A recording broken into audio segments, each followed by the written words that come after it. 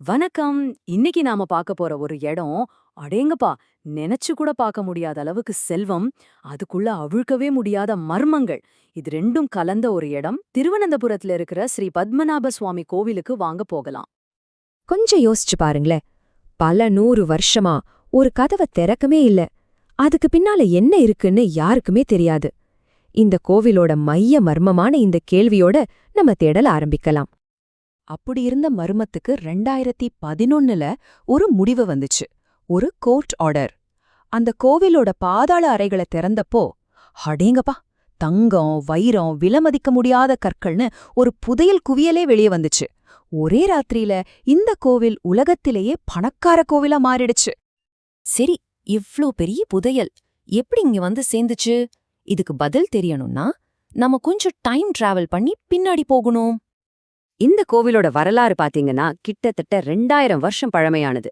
இன்னைக்கு நாம பாக்குற இந்த பிரம்மாண்டமான வடிவம் 16ஆம் நூற்றாண்டுல தான் கட்டப்பட்டுச்சு. ஆனா இந்த கதையில அசலான ட்விஸ்ட், அதாவது திருப்பு முனை நடந்தது 1950ல தான். அன்னிக்கு நடந்த ஒரு விஷயம்தான் எல்லாத்தையும் மாத்தி போட்டுச்சு. திருப்படிதானம்.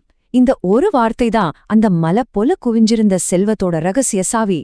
அப்போ திருவிதாங்கூர் ராஜாவா இருந்த மார்த்தாண்டவர்மா தன்னோட ராஜ்யம், செல்வம், அதிகாரம்னு எல்லாத்தையுமே பகவான் பத்மநாபரோட கால்ல சமர்ப்பிச்சிட்டார். உலக வரலாற்றிலேயே இப்படி ஒரு நிகழ்வு நடந்ததா சரித்திரமே இல்ல. அந்த நிகழ்ச்சிக்கு அப்புறம் அங்கிருந்த ராஜாக்கள் தங்கள ஆட்சியாளர்களா நினைக்கவே இல்ல. அவங்க தங்கள அந்த கடவுளோட சேவகர்களா, அதாவது வேலைக்காரங்களா தான் பார்த்தாங்க. இந்த ராஜ்யத்தோட உண்மையான ஓனர் பகவான் பத்மநாபர். அப்ப ராஜ்யத்தோட செல்வம் யாருக்கு சொந்தம்? கோவிலுக்கு தானே. இவ்ளோ பெரிய புதையல வச்சிருக்கிற இந்த கோவில் வெறும் ஒரு கருவுள்ளம் மட்டுமில்ல, இது ஒரு கட்டிடக்கலை அற்புதம். வாங்க, அதோட அமைப்பு, அதுல இருக்கிற பாரம்பரியம் எல்லாம் எப்படி இருக்குன்னு ஒரு ரவுண்ட் போய் பார்க்கலாம். இதோட கட்டிடக்கலைய பார்த்தா அப்படியே வாயடைச்சு போயிடுவீங்க. 100 அடி உயர கோபுரம், வருஷத்தோட ஒவ்வொரு நாளையும் குறிக்கிற மாதிரி 365 தூண்கள், அதுலயும் ஒவ்வொன்னுலயும் அவ்ளோ நுணுக்கமான சிற்ப வேலைப்பாடுகள். இது கேரளா மற்றும் திராவிட கட்டிடக்கலையோட ஒரு அட்டகாசமான கலவை. இது வெறும் கோவில் இல்ல, ஒரு கலை பெட்டகம். இங்க மூலவர தரிசனம் பண்றதே ஒரு ஸ்பெஷலான அனுபவம். ஏன்னா அந்த பிரம்மாண்டமான மூலவர் சிலைய ஒரே தடவையிலே முழுசா பார்க்கவே முடியாது.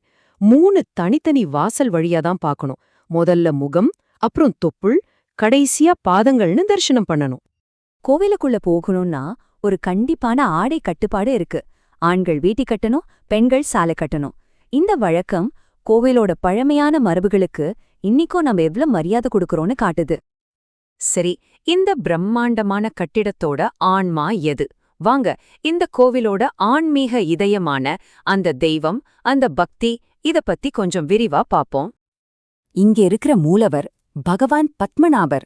இது மகாவிஷ்ணுவோட ஒரு வடிவம். அவர் ஆதிசேஷன்கிற பிரபஞ்ச பாம்பு மேல படுத்துக்கிட்டு இருக்கார். பத்மநாபம், அதுக்கு என்ன அர்த்தம்னா தாமரைய தொப்புள்ள வச்சிருக்கிறவர்னு அர்த்தம். அவர் படுத்துக்கிட்டு இருக்கிற இந்த தோற்றத்துல ரொம்ப ஆழமான அர்த்தம் இருக்கு. தொப்புள்ல இருந்து வர்ற தாமரை இந்த பிரபஞ்சத்தோட படைப்ப குறிக்குது. அவர் படுத்திருக்கிற அந்த பாம்பு முடிவே இல்லாத காலத்தை குறிக்குது. இது வெறும் சிலை கிடையாது, ஒரு பெரிய தத்துவத்தையே நமக்கு படமா காட்டுது. சரி, இப்போ நாம கிளம்புன இடத்துக்கே திரும்ப வருவோம். நம்ம பயணத்தையே ஆரம்பிச்ச வச்ச அந்த கேள்விக்கே. பல அறைகளை திறந்து புதையலை எடுத்தாச்சு. ஆனா இன்னமும் துறக்கப்படாம இருக்கிற அந்த கடைசி மர்ம அறைக்கே. மத்த அறைகளையெல்லாம் திறந்து பில்லியன் கணக்குல டாலர் மதிப்புள்ள புதையலை கண்டுபிடிச்சிட்டாங்க. அப்போ பி அறைன்னு சொல்ற இந்த ஒரு அறை மட்டும் ஏன் இன்னும் மூடியே கிடக்கு? இதுக்கு பதில் சொல்றது அவ்ளோ சுலபம் இல்லைங்க. ஒரு பக்கம் அந்த அறைய துறந்தா பெரிய சாபம் வந்துடும்னு ஒரு ஆழமான நம்பிக்கை இருக்கு. இன்னொரு பக்கம் இதுல ஏகப்பட்ட சட்ட சிக்கல்கள். அது மட்டும் இல்லாம இது ராஜ குடும்பத்தோட கடைசி ரகசியத்தை பாதுகாக்கிற இடம்னு ஒரு பேச்சிருக்கு. உண்மையில சொல்லணும்னா இந்த கோவில் வெறும் ஒரு வழிபாட்டு தலம் கிடையாது. இது நம்பிக்கை, வரலாறு, ராஜபரம்பரை, மர்மம், இது எல்லாத்தோடையும் உயிர் உள்ள ஒரு சங்கமம்னு சொன்னா அது மிகையாகாது. கடைசியா இந்த ஒரு கேள்வியோட உங்களை நான் விட்டுட்டு போறேன். ஒரு புதையலோட மதிப்பு அதுல இருக்கிற தங்கம், வைரத்துல மட்டும்தான் இருக்கா? இல்ல சில சமயங்கள்ல ஒரு மர்மமாவே இருக்கும்போதுதான் அதோட மதிப்பு இன்னும் அதிகமாகுமா? என்ன நினைக்கிறீங்க?